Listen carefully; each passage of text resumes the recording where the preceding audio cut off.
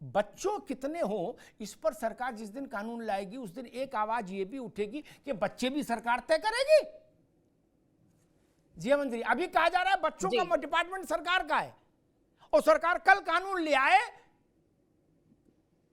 तो बरेली में, एटा में, अलीगढ़ में, रामपुर में, हैदराबाद में लोग सड़क पर उतर आएंगे कि सरकार कौन होती है, हमारे आंगन में कितने बच्चे खेलेंगे तय करने वाली। जी हाँ जी जी, देखिए अभी तो पहली बात कि मैं मुस्लिम नहीं हूँ, लेकिन हाँ मैं इस्लाम को काफी पढ़ती रहती हूँ और उसके विषय में बहुत गहन चिंतन करती हूँ। दूसरी बात कि अभी हम बात करते हैं कि जैसे मौलाना साहब बोल रहे थे कि ये धर्म का विषय और धार्मिक विषयों पे फतवा दिया जाता है। मैं पूछती हूँ, क्या सिर्फ कॉन्ट्रासेप्टिव यूज करने के लिए आप धर्म फॉलो करेंगे? आप धर्म तब फॉलो नहीं करते जबकि धर्म में लिखा हुआ है कि गाना नाचना मना है, एक्टिंग करना मना है, इस प्रकार की चीजें करना मना है। ये सब भी इस्लाम के खिलाफ आता है। आदमियों का जालीदार शर्ट पहनना मना है, ट्रांसपेरेंट शर्ट्स पहनना मना है, जीन्स पहनना मना है, सर पे जालीदार बनियान का तो कितना क्रेज रहा। जालीदार बनियान और चार खाने का तहमत। जब आप जाएंगे गहराई में और जब आप पढ़ेंगे तो आप ये देखेंगे कि मुसलमान तो सब इस्लामिक जो बातें कह रहे हैं ना, वो कोई भी फॉलो नहीं कर रहा। सिर्फ बतौले मुसलमान बचे हैं, सिर्फ नकली मुसलमान बचे हैं जो अपने धर्म के बिल्कुल विपरीत काम करते हैं। जहां मुनाफिकीन वाली बात होती है, जहां स्वयं का फायदा है, वहां मुनाफिकीनों वाली बातें होती हैं। मोहतरमा, आपको बिल्कुल जानकारी नहीं है इस्लाम की, आपको जानकारी नहीं है। आपने कुरान का हवाला दिया।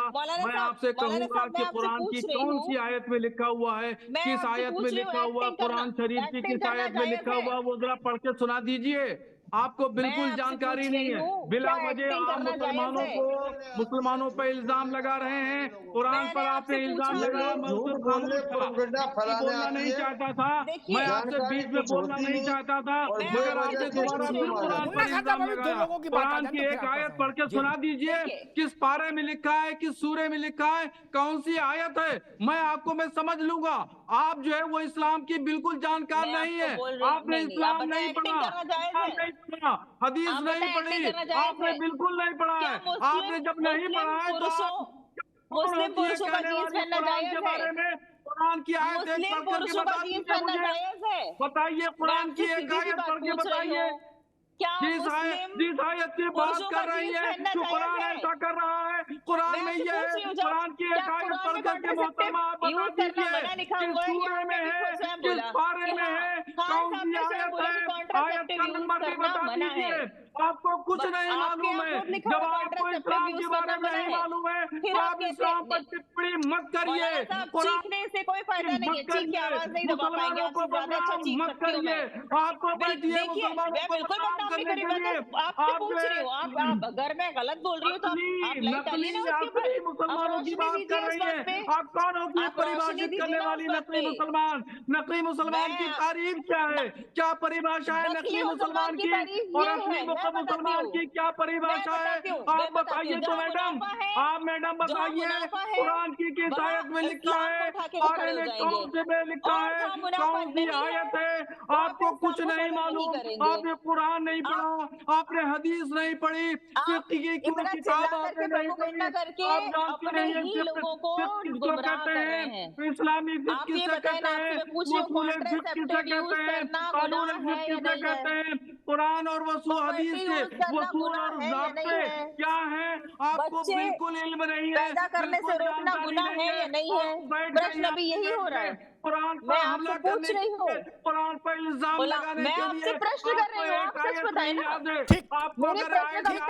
एक मिनट, दोनों लोग रुकिए, दोनों मिनटों को रोकूंगा, जिया मंजरी को भी, मौलाना साहब को भी। ठीक है, दोनों लोग रोकूंगा। ठीक है मौलाना साहब, ठीक है, आगे बात। मैं मुन्ना खान साहब चलूं, उससे पहले एक बात जरूर कहूंगा। मैंने तो कुरान नहीं पढ़ी, लेकिन विद्वानों से सुना कि भाई ब्याज खाना अनुचित है। ठीक, बैंक में सबका खाता, सबका बिजनेस चल रहा, ब्याज आ भी रहा, ब्याज दे भी रहे। तो जब वहां बदलाव कर सकते हो तो इसमें भी कर लो। अच्छा हम करें, मान लो, छोड़ो बवाल काटो। मौलाना साहब, मैं तो तुम्हारी भी जय जय वाला आदमी, मैं तो लड़ाई झगड़े में की नहीं रखता, आप जानते। बैंक मैं एक मिनट मौलाना साहब, एक मिनट। मान लीजिए ये लिखा कि भाई कृत्रिम साधन आप संतान उत्पत्ति को रोकने के लिए नहीं करेंगे वो यूज, मान लिया, चलो हम बहस में नहीं पढ़ रहे, लिखा होगा, मैंने पढ़ा नहीं लेकिन मान लीजिए लिखा होगा, तो एक सर्जिकल साधन है, झंझट कटे मिटे सब पीरा, हमेशा के लिए झंझट खत्म, क्या समस्या है? क्या उसका तो कोई उल्लेख नहीं है वहां कि होना चाहिए कि नहीं होना चाहिए, परमानेंट सॉल्यूशन है, क्या दिक्कत है?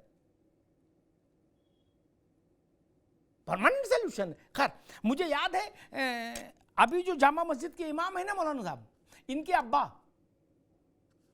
वो इमरजेंसी के दौरान जब प्रचार में निकले तो उनके प्रचार का सारा फोकस नसबंदी पे रहता था, और उन्होंने देश भर के मुसलमानों से कहा कि बगिया में फूल ना खिले, इसकी साजिश कर रही है इंदिरा।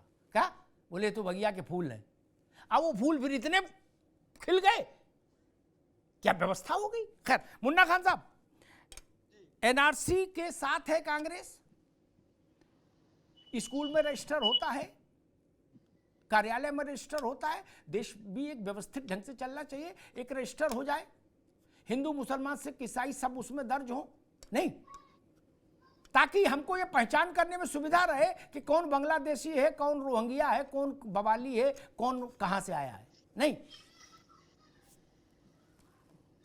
देखिए एनआरसी कांग्रेस पार्टी आसाम में लाई थी, उसकी कुछ एक वजह थी, लेकिन उसी को दूसरी मंशा के साथ जो भारतीय जनता पार्टी ने लाने का काम किया, जो उसकी मंशा है, ये सवाल इसके मंशे को, सवाल जो देश में बसे हैं, कई पुश्तों से लोग यहाँ हैं, उन पुश्तों में न जाने कई ऐसे लोग थे जो आजादी के टाइम उन्होंने कुर्बानियां दी, वो शहीद हुए, आज उनके बेटे को, आज उनके रिश्तेदार को, आज उनके चचा दामाद को टॉर्चर किया जा रहा है भारतीय जनता पार्टी को। तो ये मंशा ठीक नहीं है। मंशा ये था कि जो बॉर्डर एरिया पे जो कुछ लोग बसे हैं वो चिन्हित किए जाए, ये मंशा से कांग्रेस पार्टी एनआरसी लाई। सपोर्ट सभी दल करते अगर मंशा भारतीय जनता पार्टी की साफ होती, लेकिन भारतीय जनता पार्टी की मंशा साफ नहीं है। भारतीय जनता पार्टी की मंशा है किसी एक समुदाय को आप परेशान करो, टॉर्चर करो, सभी हिंदू भाई वोट दे देंगे। ठीक याद रखना, ठीक है मुन्ना खान साहब, ठीक है, रुकना होगा, हिंदू भाई अब तुम्हें चोट देंगे जी, ठीक है, और लठ लेकर के ढूंढ रहे, ठीक है, अब तो 4 जून आ ही जाएगा। अरे अब तो भाई 20 दिन बचे, काहे को इतना बड़ा बोलो, 20 दिन बचे, ठीक है, रुक जाओ हिंदू मुस्लिम मुन्ना खान साहब, अभी ये रुकना होगा, अभी आपकी आवाज को रुकना होगा, अभी रुक जाइए। प्रमोद जी, मेरा सवाल वही कि इस मसले में जितनी चर्चा परचर्चा होगी उतना ये मसला हाथ से फिसलता जाएगा, समय बीतता जाएगा, फुलवारी फूलती जाएगी, देश की सांसें चोक हो जाएंगी, न जहाज में जगह मिलेगी, न ट्रेन में, न बस में, न सड़क पर, न चौक पे, न चौराहे में, न अस्पताल में, न स्कूल में। प्रमोद जी, इसलिए कृपा करके इस पर चर्चा और परचर्चा और सेमिनार और बौद्धिक चारों चीजों को तत्काल प्रभाव से निषेध करके कानून इंपोज हो जाए। नहीं जी, समय सीमा कितनी उपलब्ध है? नहीं, आप बोलिए। तो मैं जी बोलिए, ठीक। मुन्ना जी बोल रहे थे एनआरसी की मंशा पे इन्होंने प्रश्न उठा दिया, एनआरसी का ड्राफ्ट भी नहीं आया, मंशा इनको पता लग गई। कहां पढ़ा भाई? लेकिन मैं आपकी मंशा बताता हूं, जब आपका प्रधानमंत्री खड़ा होकर के ये कहता है कि देश के सीमित संसाधनों पर अल्पसंख्यक विशेषकर मुस्लिमों का असीमित अधिकार होगा, और ये असीमित वर्ड मैं जोड़ रहा हूं, मंशा ये है, तब तो आपको नहीं है बुरा लगा? कितनी बार आप धर्मनिरपेक्षता के नाम पर और उसकी आड़ पर ये सब करते रहेंगे? बंद कीजिए। अब देश की जनता प्रबुद्ध है, जागृत है, जैसा अमिताभ जी ने अपने ओपनिंग रिमार्क में कहा था कि बहुत हो गया जागरण, तो जागरण तो है, लेकिन अब एक सामाजिक रूप में ये विषय, आपने सही कहा मौलाना साहब ने, ये विषय, और अमिताभ जी ने भी कहा, ये विषय राष्ट्र से जुड़ा हुआ है। जनसंख्या विस्फोट एक भीषण समस्या है और इसलिए इसको ये वर्ग विशेष से जुड़ा हुआ विषय है खाली, ऐसा नहीं माना जा सकता। ऐसा अब मानने का समय चला गया है। तो इसके लिए ही कानून की व्यवस्था चाहिए, जैसा मैंने अपने वक्तव्य में कहा कि होना चाहिए और होगा। करेगा कौन? हम ही करेंगे, निसंदेह हमें करेंगे, और हमारे अलावा कोई कर भी नहीं सकता, क्योंकि वो राष्ट्र को समर्पित इच्छा शक्ति अगर किसी दल में है तो वो सिर्फ और सिर्फ हमारे संगठन में है। मैं एकदम अमिताभ जी आ गए, मुन्ना जी बताइए, वो लोग आ जा रहे हैं जो वो देश की जनता देख रही है कि हमें छोड़ करके भाग गए और चौकसी के चौकीदार चापलूसकार, आज उसे देश हित की बात याद आ रही, आज वो देश हित की बात करेंगे। नहीं, देश राष्ट्र हित में बात करने वाले लोग जो 52 साल तक जिसके दफ्तर में झंडा नहीं फहराया गया, वो देश हित की बात करेंगे। जो आजादी में मुखबरी अंग्रेजों की करते थे, वो देश हित की बात करेंगे। शर्म आनी चाहिए। कुछ कथनी हो तो बताएं, कुछ करनी हो। ठीक है मुन्ना खान साहब, ठीक है, समय कम है। प्रमोद जी, मुन्ना खान जी चुप हो जाइए। प्रमोद जी लास्ट में अब आपको थोड़ा शर्मिंदा करना चाहिए, जो होना पड़ेगा।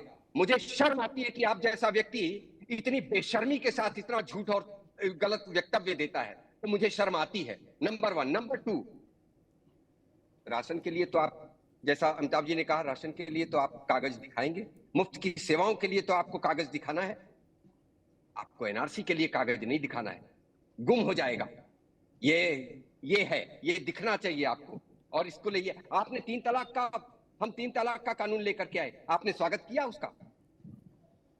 क्यों नहीं स्वागत किया आपने? लेकिन आपने स्वागत किसका किया? आपने स्वागत उसका किया कि सर्वोच्च न्यायालय ने जो निर्णय दिया था शाहबानो प्रकरण पर, जब आपके प्रधानमंत्री ने सर्वोच्च न्यायालय का अपमान किया, संविधान को बदलने का जो आरोप आप हमारे पर घूम कर लगाते हैं, और यही कारण है कि लोग आप पर विश्वास नहीं करते, क्योंकि संविधान को और सर्वोच्च न्यायालय का अपमान करने का जो कुकृत्य आप लोग करते आए हैं और कर रहे हैं, क्या आपने वो देश की जनता समझती है? आपने क्यों संशोधन किया उसमें? आपने सर्वोच्च न्यायालय के निर्णय को बदलने का जघन्य अपराध क्यों किया था? आपने सर्वोच्च न्यायालय के निर्णय को बदलने का जघन्य अपराध क्या किया था?